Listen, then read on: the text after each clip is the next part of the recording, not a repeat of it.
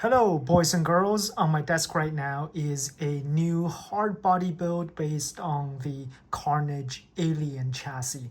I'm really excited about this one. I got this chassis kit over a year ago without knowing what to do with it. All I knew is it needs to be very special to complement how unique this kit is. I toyed around with different ideas, but it was only until very recently I landed on one I really liked and motivated me to pause my other projects to see it through. I'm actually supposed to be working on this gremlin. Anyway, let's have a closer look at this chassis. This is version 2 of Karnage's Alien chassis. What he sells now is version 3. Karnage produces limited batches of chassis kits in a variety of colors, and color is one of the main reasons I was drawn towards it. The other is this see-through plexiglass material. I think version 3 of the chassis Karnage sells now is mostly the same, except he removed the rear bumper support portion and he enlarged the rear shock mounting area, so this 3D printed shock mount is no longer necessary. The kit comes with magnet mounts, multiple electronic trays, and these sliders. I initially shaped the sliders for another body, which I scrapped halfway through. Usually I can wholly endorse the parts I use on my builds, but not this time because many of the parts I picked here are chosen mostly for their looks and they aren't actually good. I'll still include links to every part you see here in the description because invariably people will ask. Starting with these axles. These are the MEUS portal axles in brass. There is so much slop in them. The truck doesn't stay in place when you stop as a SCX24 should. The truck would roll forward and back for about an inch or so. I did buy these axles over a year ago, so I don't know if what they sell now is better or if their nylon version is better. Also, these links. I love the color, but I no longer use fixed length links. I like using links with twist-on rod ends now because they allow me to adjust precisely their lengths. I also don't like bent front lower links these days. The bend just creates a pocket to get caught onto. Oh, actually, these front links here, I've straightened them out a bit by squeezing them in a vise. Also did it because I wanted to make them longer in order to tilt the axle back to increase caster angle. Then we have this transmission skid. Again, love the color, but this Treal skid is not good. The tolerance is kind of poor that the links can move around in it. I'm certain the problem isn't the pivots on the links. I've tried different pivots. Sadly, the gaps aren't big enough for me to slot washers in between. What this means is the axles can slop side to side like this. If you have any ideas how I can eliminate this, please let me know. I'm also not a huge fan of this motor.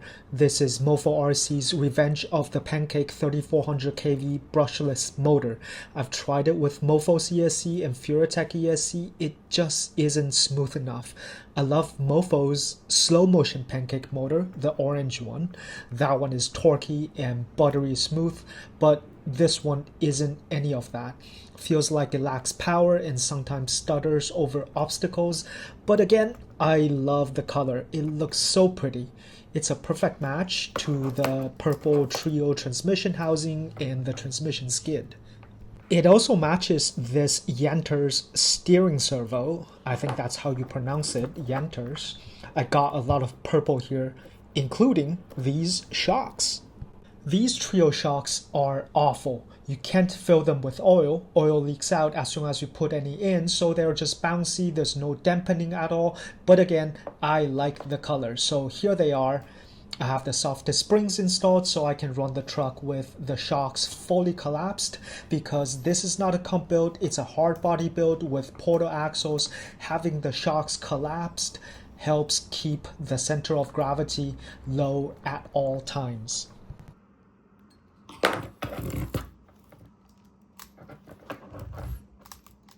Since we have all this space up front for the battery, I'm gonna slap on this huge 900 mAh 2S LiPo to fill up that area.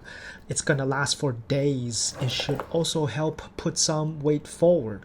For the ESC, I'm just going to use this Injora brushless ESC. I've never tried it before, so I don't know how it's gonna go. I mean, the motor didn't do so well with the other ESCs I tried, so I'm not really expecting it to perform perfectly with this either. But none of that matters. Performance isn't what this truck is about. This one is about looking pretty and to show off the chassis. So I decided this needs to be a cab-only truggy so I can leave part of the chassis rails exposed. And that is where this body comes in. This is a late 70s Chevy K30. I bought the 3D model on Coats 3D. It's made by CDSRC, who also sells printed bodies on Etsy. Go check him out. I opted to buy the 3D model and print it myself. I gave it a comp cut to match the 5-degree skid angle on the chassis. I also gave it hood vents, roof lights, exhaust stacks, and also I added a Princess Peach emblem to the front grille because that's who our driver is. I spent quite a bit of time creating this interior. It's got a dashboard, shifters, roll cage, a little cutout for the motor, and also a secret weapon in the back. Everything is 3D printed except for the princess. She's a toy I picked up from the local Toys R Us. I think this body and this theme would complement the bright and playful nature of the neon pink chassis really well. But before we pop it on, we still have a few things to finish. The back of the truck is just going to have a spare wheel. I'm gonna mount it on this 3D printed spare wheel carrier glued to one of the electronic trays that came with the chassis kit. The actual spare wheel itself is the stock plastic wheel from the Gladiator. I tried spraying it to match the actual wheels I'll be using with this truck. Although it ended up looking pretty cool, I am not even close. These are TCRC Splash from Amazon. I bought them a long time ago not knowing which truck to put them on. I think this is the sort of build these belong to. The tires are JConcepts Fling Kings. I doubt they do well, but they're pretty cool looking, just the sort of tires this truck needs. I then topped it all off with TCRC's chrome wheel hubs. This rear bumper is one I found online, but modified to fit this chassis. These antennas are made of Injora's flag whips attached to Little Guy Racing Parts rock light mounts.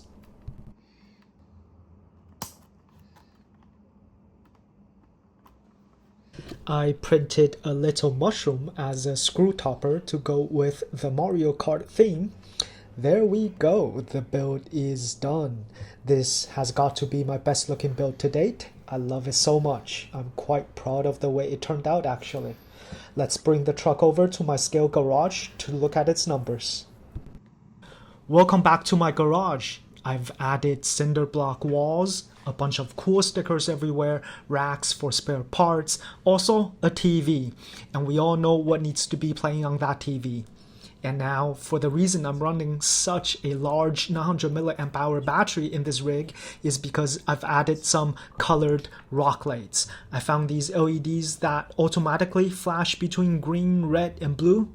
What I'm trying to simulate is the Starman power-up you get in Mario Kart and how it would make the player flash with various colors. Anyway, here are the measurements. The overall weight isn't as heavy as I thought it'd be. The front and rear weight bias is decent, but this doesn't tell us how high the center of gravity is. I'm afraid a lot of the weight is up high because of the portal axles and the hard body with a full interior. Well, let's take it outside and see how it crawls.